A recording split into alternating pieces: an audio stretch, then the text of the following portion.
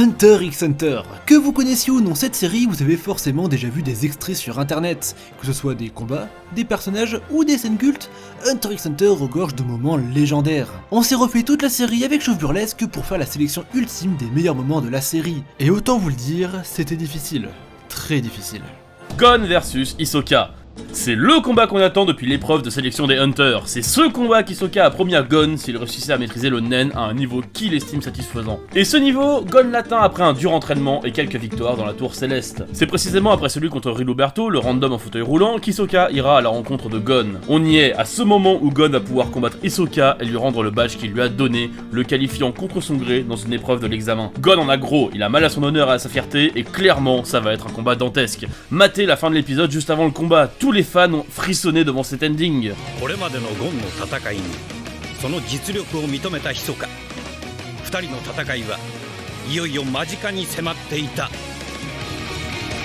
C'est après un mois à perfectionner son Nen du renforcement que Gon partira au combat. C'est un début de combat explosif qui s'annonce. Gon s'élance, faisant preuve d'une agilité et d'une souplesse à toute épreuve, mais malheureusement insuffisante face à Hisoka qui se contente de contre-attaquer sans bouger, provoquant même le jeune garçon. Ça semble évident qu'Hisoka est à des années-lumière de Gon. N'oublions pas qu'il a passé l'examen Hunter avec une unique canne à pêche comme arme. Si Hisoka voit ce combat comme un amusement, c'est la première fois que Gon prend un combat autant au sérieux. La chorégraphie est insane, les mouvements sont giga fluides, rien n'est brouillon, tous les angles de caméra sont parfaitement maîtrisés, le son qui s'arrête pour accentuer les moments clés du combat, surtout à ce moment-là.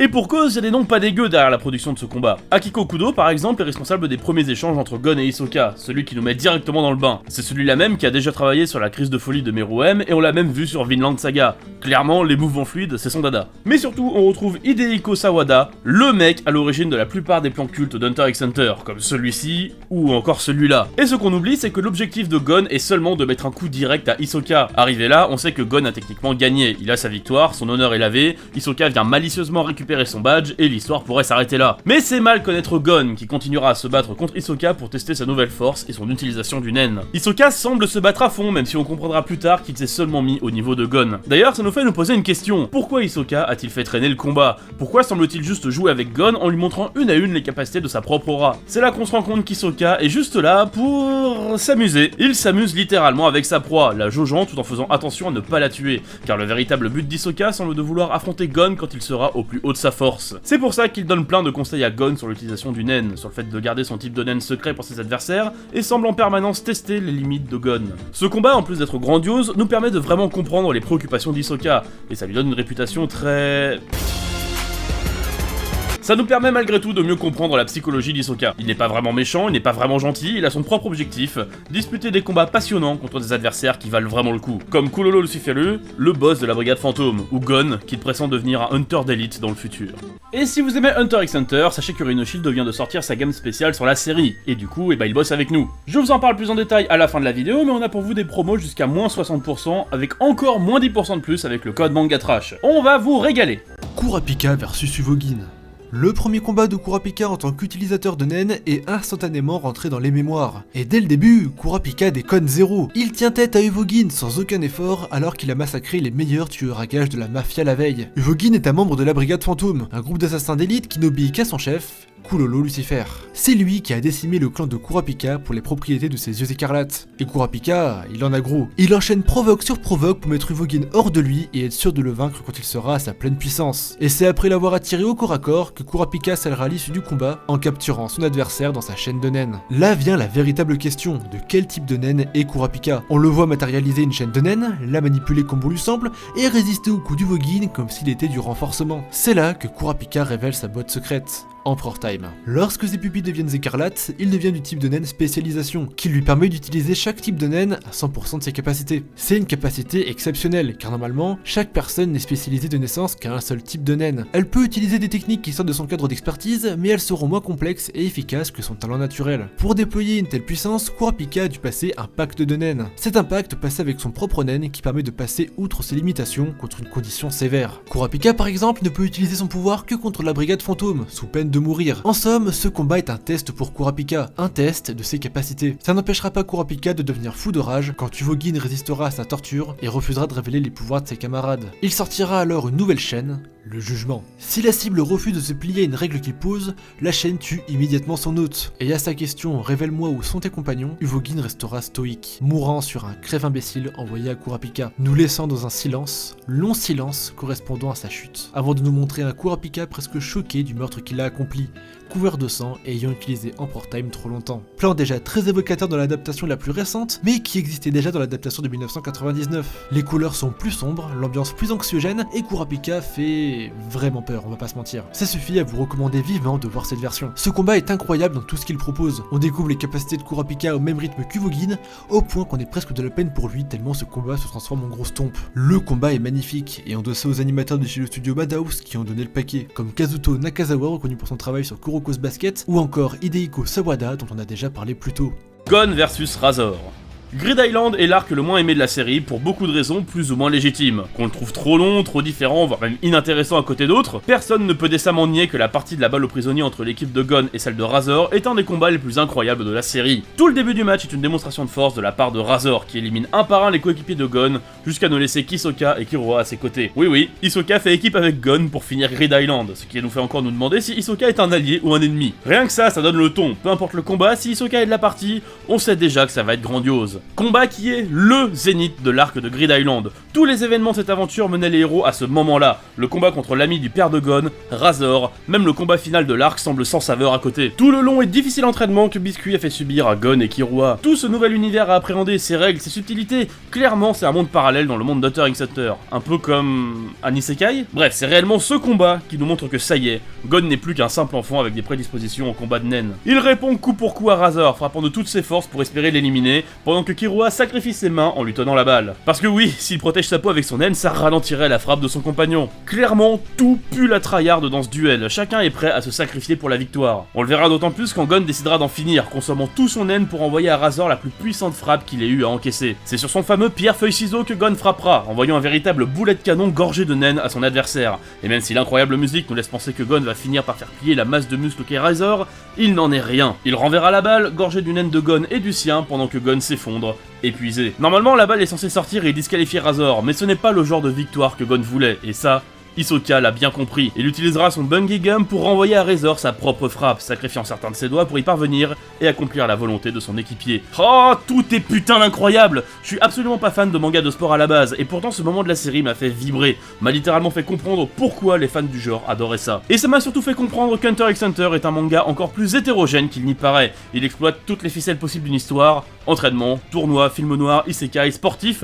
On peut y voir là l'influence qu'a pu avoir Araki, l'auteur de Jojo, sur Togashi. Comme dans Jojo, chaque arc a une construction scénaristique bien différente, avec son propre style à part. Hunter x Hunter tente tout et réussit tout avec brio, ça me sidère à chaque fois que je regarde ce combat. Killua versus Montuto Yuppie.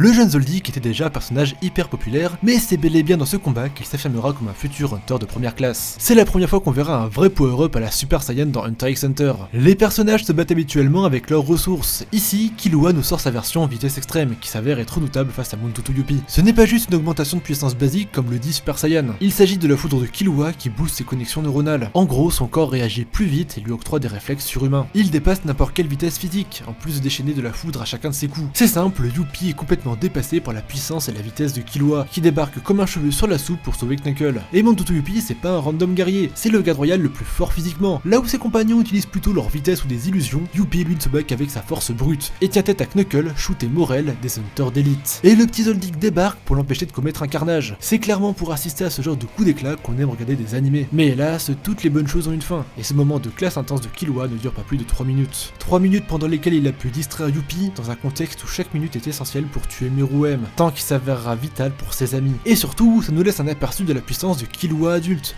quand il maîtrisera son haine et sera à l'apogée de sa puissance. Nul doute qu'il sera un des meilleurs Hunters et un des meilleurs Zoldyck que la Terre ait porté.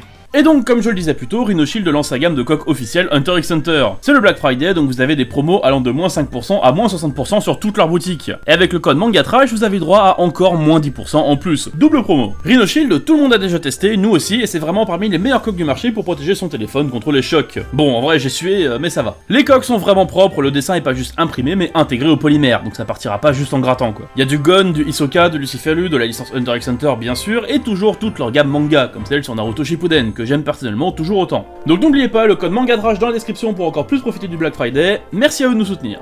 Gon versus Nefelopito. Le sauvetage de Kaito est la chose que Gon tenait le plus à cœur dans cet arc. L'ami de son père qui a fini par devenir son mentor et qui s'est sacrifié pour lui permettre de fuir Nefelopito, la garde royale des fourmis chimères qui s'est jetée sur eux suite à une erreur de Gon. Pendant tout l'arc, il s'est entraîné pour parvenir à vaincre Pitou et sauver Kaito. Et la première fois qu'il la trouvera, il fera face à un dilemme insoutenable pour lui. Se ruer sur la fourmi et condamner Komugi, la petite fille innocente retenue dans le palais de Meruem, ou attendre que Pitou la soigne, remettant sa vengeance à plus tard. Et c'est cette dernière option qu'il choisira, et ce, pas de gaieté de cœur, au point où ce plan est un des plus cultes d'Hunter x Hunter. Une fois qu'elle aura soigné Komugi, Gon et elle vont se rendre là où réside le cadavre de Kaito, et c'est en comprenant que Pitou ne peut pas le soigner que Gon connaîtra le véritable désespoir. Désespoir qui se transformera en réelle haine dans le cœur de Gon. On émanera de lui un naine maléfique, dégoûtant, nauséabond, ce genre de naine que même Nefelopito craint avec des sueurs froides. Gon est perdu, il n'a plus qu'un seul objectif, tuer Nefelopito. En résulte le moment le plus effrayant de l'anime selon moi, la transformation de Gon, surréaliste où même l'anime le représente différemment des autres personnages. Gon a fait un pacte de naine, exactement comme Kurapika et son Emperor Time. Il a tout de suite acquis la force et le pouvoir qui lui aurait normalement valu un entraînement de plusieurs années, sacrifiant ses 10 années de vie. À ce moment précis, ce n'est plus Meruem, ni même Pitou le méchant, mais bien Gon. Le héros est devenu le monstre, il n'est plus qu'une masse de muscles, de rancœur et de haine qui n'a pour seul désir que de réduire Nefelopito à néant. Même le bruit de ses pas nous fait frémir. Gon la méprise tellement qu'aucune émotion ne se transmet sur son visage au début du combat, puis il devient un pur massacre, un déferlement de colère de Gon. Comme le dit Nefelopito, il ne pouvait pas faire ça sans réduire son espérance de vie, être à jamais privé de naine lui importe peu. Et on le ressent très bien quand Killua retrouve Gon, s'acharnant sur le corps au sol de Pitou, frappant et répétant son incantation de manière mécanique. C'est une machine avec un seul objectif. C'est au moment où Gon réalise le prix à payer pour cette transformation et qu'il se demandait si ça valait vraiment la peine que le corps de Pitou se relève, lui tranchant le bras droit. Et vient une des scènes les plus incroyables de l'anime, où Gon réalise qu'il ne peut plus revenir en arrière, faisant comme ses adieux à Killua et frappant Nefelopito avec son bras arraché, avant de faire rugir une dernière fois son attaque fétiche, sous les cris de Killua, du générique qui se lance et des pleurs de regret de Gon. Un flash blanc qui éclipse une dernière fois notre héros. On en avait déjà parlé dans ces vidéos, donc on va pas le refaire, mais il y a une grosse partie symbolique entre ces deux affrontements simultanés. Alors que Gon le gentil est devenu le monstre, en miroir, Meruem le méchant est devenu celui qui a un cœur d'humain. Et ce paradoxe trouve sa conclusion dans ce que je considère être le plus beau moment de la série, la mort de Meruem. Meruem a gagné.